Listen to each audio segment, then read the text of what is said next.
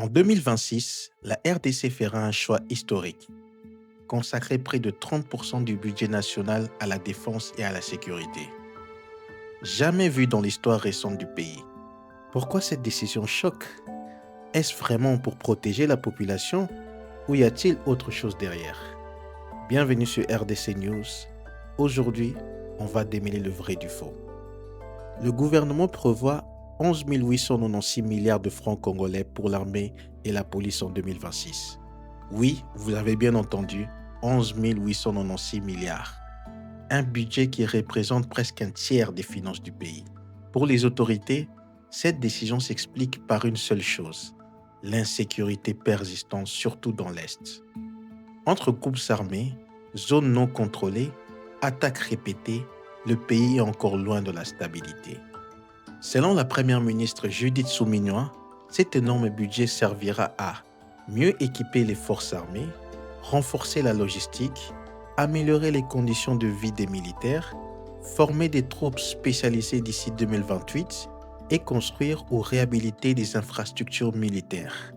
En gros, rendre l'armée plus professionnelle, plus moderne et surtout plus efficace sur le terrain. Mais attention, un budget aussi énorme soulève aussi des inquiétudes. Est-ce que l'argent sera bien utilisé?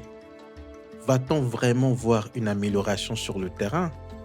Ou est-ce que ça sera encore une occasion pour certains de s'enrichir discrètement? Parce que oui, dans un pays où la corruption est un adversaire aussi redoutable que les groupes armés, les doutes sont inévitables.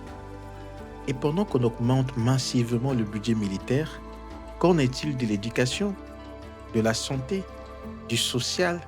Certains craignent que le pays paye le prix fort de cette militarisation. Si cet argent est bien géré, et ça, c'est un grand si, alors la RDC pourrait enfin renforcer ses frontières, stabiliser ses provinces et ouvrir la voie au développement.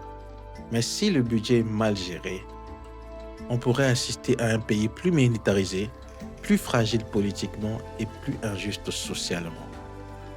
En 2026, la RDC joue une partie très dangereuse.